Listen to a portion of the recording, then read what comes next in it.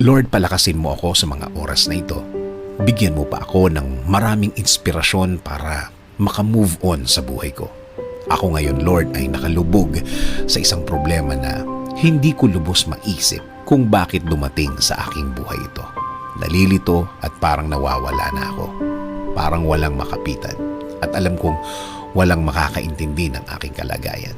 Bigyan niyo po ako, Panginoon, ng guidance para malaman ko kung ano ang dapat kong gawin at kung ano ang dapat isipin. Ibigay niyo po sa aking daan ang mga taong tutulong sa akin at maging tamang impluensya sa aking buhay. Taong nakareceive na din ng inyong pagpapala at ng inyong guidance at patuloy na nabubuhay ng tama na ayon sa inyong kalooban, Panginoon. Huwag niyo pong hayaan din na grabing maapektuhan ang aking pamilya. Spare them from hurt. Patuloy niyo po silang protektahan. Patuloy niyo po silang i-lead sa tama at patuloy niyo silang alagaan, Lord. Alam ko, Lord, na nakikita niyo ang aking kalagayan. Nakikita niyo po kung paano ako nahihirapan.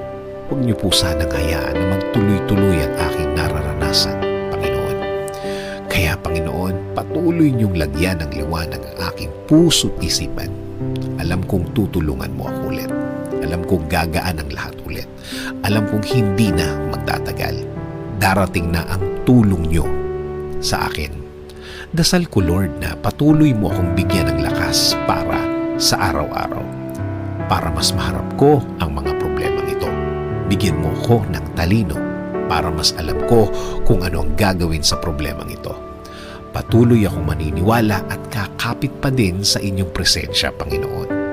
Kakapit sa pangako po ninyo na lagi kayong andyan para sa akin at sa aking pamilya.